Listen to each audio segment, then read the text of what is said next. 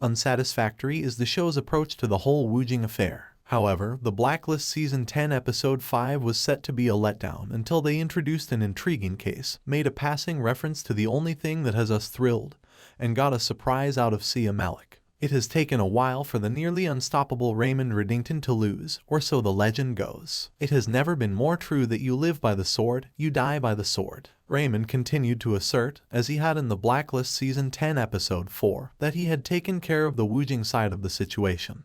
But it didn't seem to be the case. Though it didn't appear like a major plan, he might have had one. Woojing made his first move by telling Robert everything there was to know about Raymond, which made his intentions plain. But that does not imply that his strategy was exactly a secret. Even before his death, Marvin had started working on this strategy. If this strategy doesn't frighten Raymond, he must be an idiot. Raymond is well aware of it. Woojing doesn't need to do as much as it might seem to establish Raymond's culpability. He merely needs to raise some doubts in one juror, like a defendant before a jury. The entire bench would need to be won over by Raymond. Woojing is in possession of all the information, and supporting proof is readily available. He currently has a theory and some inferential evidence, but he still needs concrete evidence. It appears like Raymond is formulating some sort of scheme. Getting Robert out of jail and equipping the 4 guns with a tracking device was the first step. He seems to be preparing to go on the attack. In order for Raymond to go on the attack, Woojing had to initiate contact with Robert. Nothing Raymond does is ever done out of genuine compassion. He is aware of his need for Robert. We were unaware of his response when Robert questioned him about Woojing's charge and Robert's choice. Robert was the only one who told us, and we can hardly trust what he said. He is a skilled thief and manipulator, abilities Raymond might require. Is it safe to assume that they are still collaborating? Yes. Why, one would wonder. Raymond rewards his supporters. They may be his buddies, but in his line of business,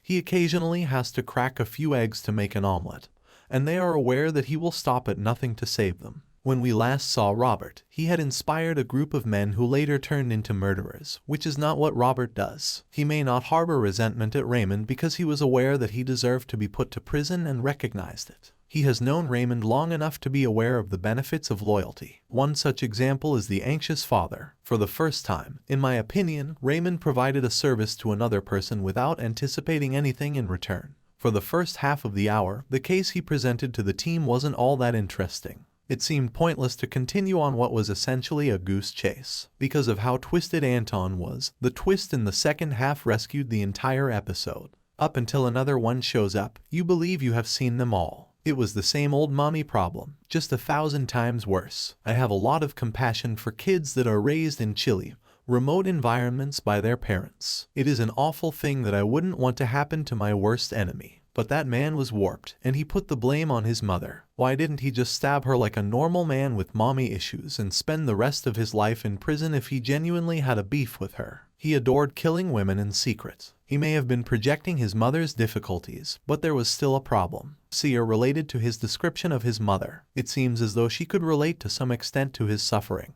While that man projected onto affluent, career-focused women, it's probable that Sia is also seeking a projection. Raymond would be the simplest victim. The show felt short even though Woojing only appeared for a minute. The writers obviously understood the audience's displeasure because, through Wrestler, they did so. But just because you know something doesn't make it any less disappointing. We are willing to admit that information are a part of its allure, but it ought to be profitable. It might not if they take too long. We urgently require information on Raymond's whereabouts and Woojing's activities. If not the entire strategy, then a portion of it. The compelling case and a little self-awareness prevented the Dockery Affair from completely failing. That was the second time I had made a self-aware gesture, and it will soon get stale. How did you feel? Are they taking their time with this? Did you believe Raymond was being targeted by Robert? Thanks for watching, and please remember to like, share, and subscribe.